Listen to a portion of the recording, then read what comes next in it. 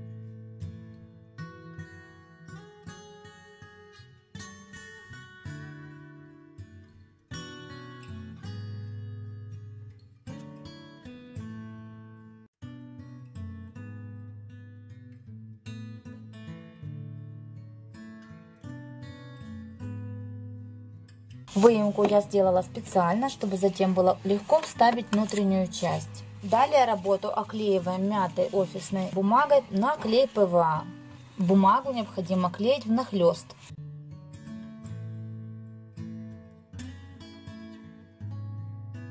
Для трафарета я использую универсальную шпатлевку. По желанию в нее можно добавить строительный клей ПВА.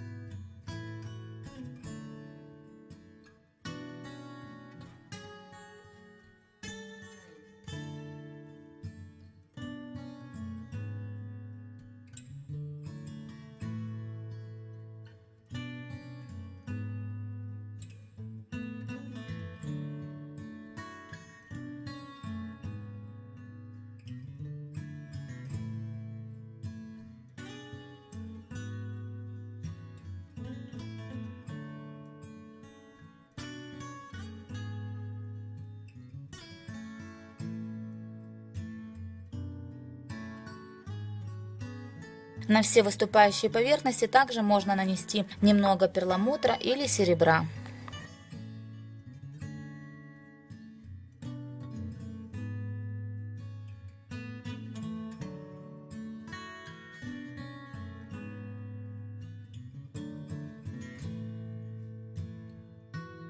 У меня есть такая красивая декоративная бумага для скрапбукинга двухсторонняя. Я выбрала вот эту сторону и наклеила ее на картонную вставку.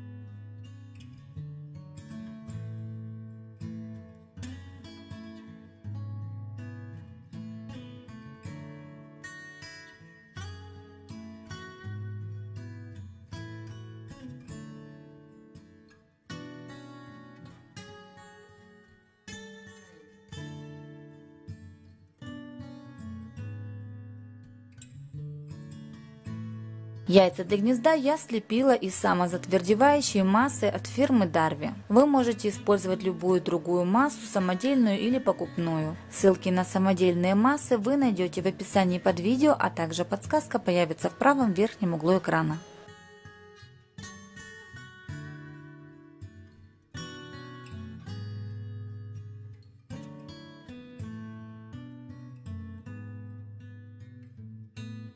Покрываем акриловым лаком.